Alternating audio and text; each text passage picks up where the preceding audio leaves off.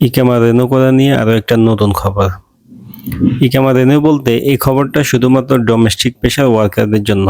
Domestic পেশা বলতে house driver, amen মানজিল, তাব্বাক মানজিল, অর্থাৎ ঘরের পেশা যেগুলো আছে এগুলোর জন্য ইকামা রেনু করার নতুন একটা আইন করা হয়েছে।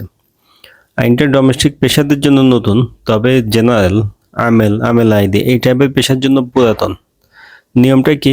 নিয়ম হচ্ছে এখন থেকে চাইলে কফিলে ডোমেস্টিক পেশার কর্মীদের ইকামা 3 মাস, 6 মাস, 9 মাস, 12 মাস এইভাবে রিনিউ করতে পারবে, যেটা আগে কিন্তু ছিল না। আগে ডোমেস্টিক পেশার ওয়ার্কারদের ইকামা 1 বছর অবশ্যই রিনিউ করতে হইতো, এর কমে ইকামা রিনিউ করা যেত না। তবে জেনারেল পেশার লোকদের কিন্তু মোটামুটি 2023 সাল থেকে আপনার 3 মাস, 6 মাস, 9 মাস এরকমভাবে রিনিউ করা যাইতো। এখন এটা ডোমেস্টিক পেশাদের জন্য করে দিছে। তো এই আইনটা করার কারণে কতটুকু ভালো হয়েছে আর কতটুকু খারাপ হয়েছে এটা নিয়ে আমরা একটু বিশ্লেষণ করার চেষ্টা করব। কারণ ডোমেস্টিক পেশাতে আমরা অনেকেই আছি যারা কফিলকে ফায়দা দিয়ে কাজ করি। তো এখন আমাদের করণীয় কি, আমরা কিভাবে আগাইতে পারি? প্রথম কথা হচ্ছে এই আইনটা করা হয়েছে মূলত কফিলদের সুবিধার জন্য। সৌদি গেজেটের নিউজটা আমি ডেসক্রিপশনে দিব, আপনারা এটা একটু পড়ে নেবেন। ওখানে বলা হয়েছে মূলত কফিলদের সুবিধার জন্যই এই নিয়মটা করা হয়েছে। কারণ কি, একসাথে 1 বছর ইকামা রিনিউ করতে গেলে টাকা বেশি আসে, 650 রিয়াল সামথিং এরকম। তো এটা একসাথে দিতে গেলে হয়তো গায়ে লাগতে পারে। তো এখন কোয়ার্টার আকারে ভাগ করে দিয়েছে, আপনি 25% ইকামা ফি দিয়ে 3 মাসের জন্য রিনিউ করতে পারবেন। এই সিস্টেমে কফিলার সুবিধা নিতে পারবে, কারো ইকামা এক্সপায়ার হবে না, এই কারণেই আইন পাস করা হয়েছে। তবে এখানে আরও বলা হয়েছে যদি আপনার 3 মাসের ইকামা রিনিউ করে, 3 মাস আবার এই 3 মাস শেষ হওয়ার আগে আরও 3 মাস রিনিউ করতে হবে। নাহলে কিন্তু যদি এক্সপায়ার হয়ে যায়, 72 ঘন্টা পার হয়, তাহলে কিন্তু 500 রিয়াল যে জরিমানা ওইটা বহাল থাকবে। এমন না যে 3 মাস করছে পরে 3 মাস করতে দেরি করব, জরিমানা দিবে না, বিষয়টা এরকম না।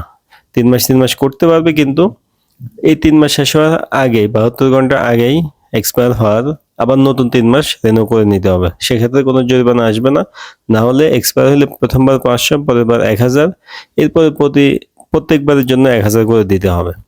তো এখন আমরা আসি আমাদের যে পয়েন্ট, যেহেতু আমরা বাংলাদেশিরা অনেকেই আছি ফায়দা দিয়ে কাজ করি ডোমেস্টিক পেশা থেকে, আমরা এখন কি করব? 3 মাসের ইকামা আমাদের জন্য কি ভালো হয়েছে না খারাপ হয়েছে?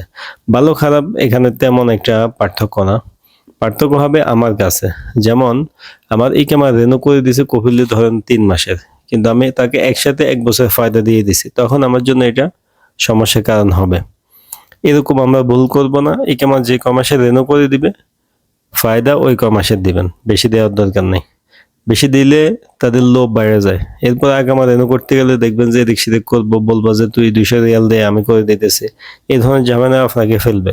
তো আপনি এই ধরনের ঝামেলা পড়তে না চাইলে আগামা যে কমাসে রেনু করবে আপনিও ওই কমাসে ফায়দা দিবেন। প্রথম কথা হইলো এটা অবশ্যই মাথায় রাখবেন।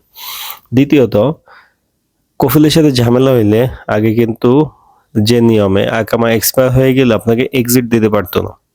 এখন যেহেতু 3 মাসে আকামা রেনু করা যাবে, সেক্ষেত্রে কফিল চাইলে 150 রিয়াল বা 160 রিয়াল সামথিং এরকম দিয়ে 3 মাসের জন্য আকামা রিনিউ করে আপনাকে এক্সিট দিয়ে দিতে পারবে। তো কফিলের সাথে ঝামেলা হইলে আপনি দেখতেছেন আকামা নাই, তখন আপনি একটু সতর্ক থাকবেন। আকামা নাই এর জন্য যে এক্সিট দিতে পারবে না, বিষয়টা কিন্তু এরকম না। এখন কিন্তু এই 3 মাসের করার কারণে তারা এই সুবিধাটা নেবে, অনেকেই নেবে। সৌদি যারা থাকে আপনারা জানেন সৌদিয়ানরা কিরকম, তারা অবশ্যই এই সুবিধাটা নেওয়ার চেষ্টা করবে। তো আপনি অবশ্যই সাবধান থাকবেন। আশা করতে আপনারা বিষয়টা বুঝতে পারছেন। ইকামা রেনু করার নতুন আপডেট এটাই ছিল।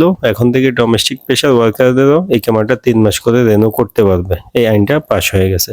ভিডিওটা শেয়ার করবেন, দেখা হবে নতুন ভিডিওতে।